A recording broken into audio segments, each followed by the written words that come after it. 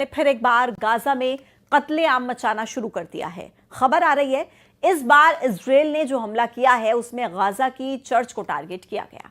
हमले में 3 लोगों के मारे जाने की खबर है और यही वजह है कि कदम कदम पर बेंयामिन नेतन्याहू का साथ देने वाले अमेरिकी राष्ट्रपति डोनाल्ड ट्रंप अब भड़क उठे हैं। गाजा में नरसंहार देखकर ट्रंप का पारा हाई हो गया है। अब सवाल तो यह भी है कि आखिर इजराइल ने एक साथ 4 मोर्चे पर जंग क्यों छेड़ रखी है।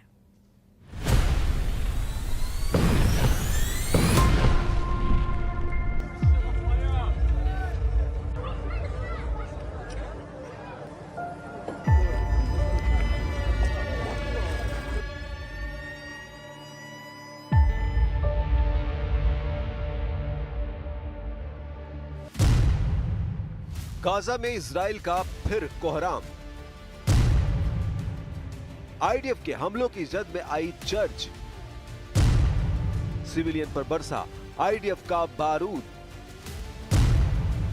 गाजा में कत्लेआम पर भड़के ट्रंप।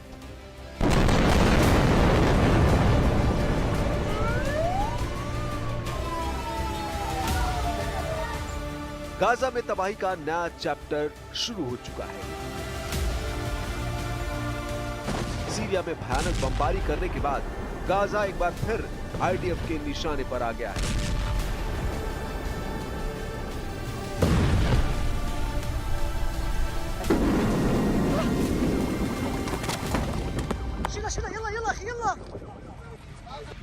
इन नए हमलों की चर्चा इसलिए हो रही है क्योंकि इस बार इजराइल के हमलों में गाजा की चर्च निशाना बनी है।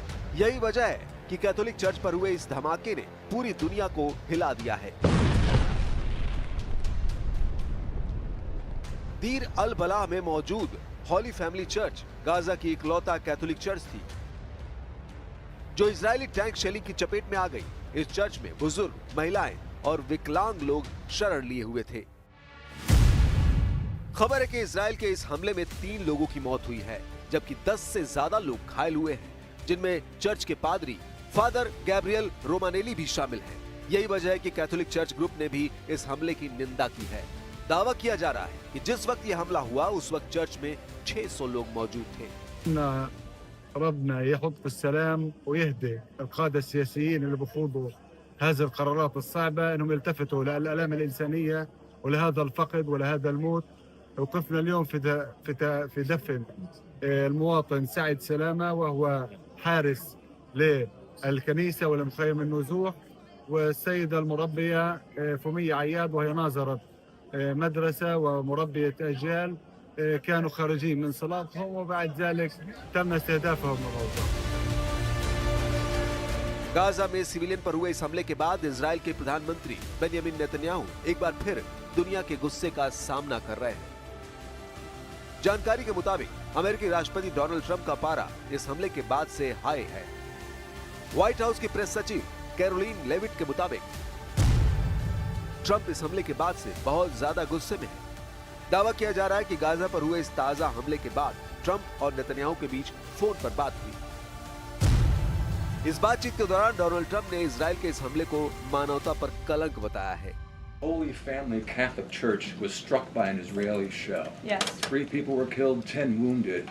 What is the president's reaction to that church coming under fire?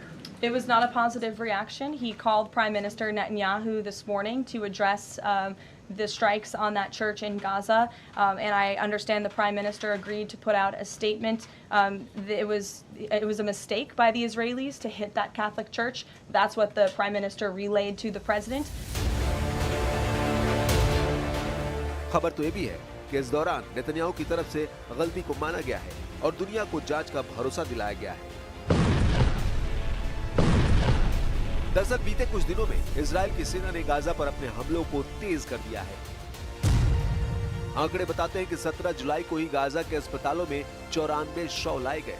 Reuters की रिपोर्ट के मुताबिक बीते 24 घंटे में 56 से ज्यादा नागरिक मारे गए हैं।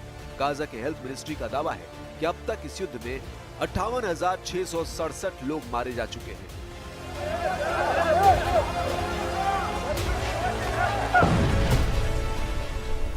वर्ल्ड हेल्थ ऑर्गेनाइजेशन का कहना है कि इजराइल के इन हमलों की वजह से गाजा में हेल्थ सिस्टम पूरी तरह से कोलैप्स हो चुका है। क्योंकि हर दिन इजरायली हमले में गाजा के स्कूल, अस्पताल, मस्जिद और अब चर्च को भी निशाना बनाया जा रहा है। यही वजह है कि इटली की प्रधानमंत्री जॉर्जिया मेलोनी ने भी सिविलियन पर हो रहे इन हमलों को लेकर बेंजामिन नेतन्याहू को टारगेट किया है। जॉर्जिया मेलोनी ने एक्स हैंडल पर लिखा, इजराइल के गाजा में हमलों ने होली फैमिली चर्च को भी निशाना बनाया। महीनों से नागरिकों पर किए जा रहे ये हमले बर्दाश्त नहीं किए जा सकते। कोई भी सैन्य कार्रवाई इस व्यवहार को सही नहीं ठहरा सकती।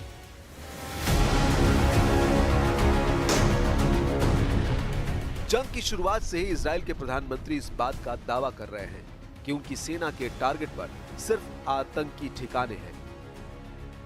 लेकिन कड़वी सच्चाई ये भी है कि इजराइल की इस बमबारी में बेहिसाब आम लोगों की भी मौत हुई है। यानी इस जंग की कीमत सीधे तौर पर आम लोगों को चुकानी पड़ रही है। और इस बार जिस तरह से इजरायली बारूद की जंग में चर्च आया है, उसने दुनिया के बहुत बड़े धड़े को इजराइल के खिलाफ भड़का दिया है। इसे ऐसे समझा जा सकता है कि वेटिकन सिटी की तरफ से इसे सैन्य हमला बताया है। पोप लियो की तरफ से इस हमले को लेकर शोक व्यक्त किया गया है। जिस चर्च पर यह हमला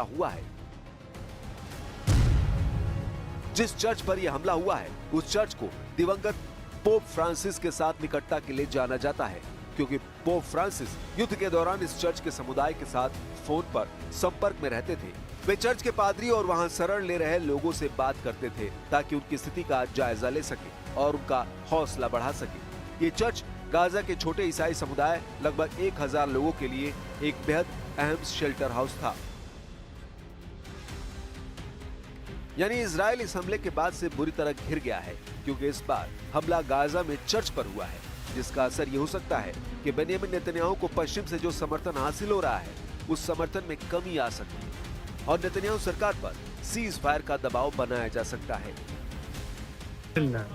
بنعيش منذ ما يقارب عامين من حالة تجويع ونقص العلاج ونقص الدواء والاستهداف المتكرر والموت المتكرر، وأن لهذا الشعب أن يتنسم عبير السلام والراحة، وأن يقف كل من يناصر حقوق الإنسان ويناصر قضية شعبنا في ظل وقف هذا البطش وهذه الآلية العسكرية التي لا تفرق بين مدني وعسكري وتستهدف كل مكان। वैसे गाजा के चर्च पर हमला अकेला मामला नहीं है। पिछले 6 महीनों में कई मस्जिदें, स्कूल और संयुक्त राष्ट्र के कैंप भी मलबे में तब्दील हो चुके हैं। यूनाइटेड नेशन के मुताबिक युद्ध के नियम बताते हैं कि धार्मिक स्थलों और मानवाधिकार आश्रयों को निशाना बनाना युद्ध अपराध है। वेटिकन, यूएन और यूरोपीय यूनियन ने एक सुर में इन हमलों की निंदा की है और तुरंत संघर्ष विराम की मांग की है।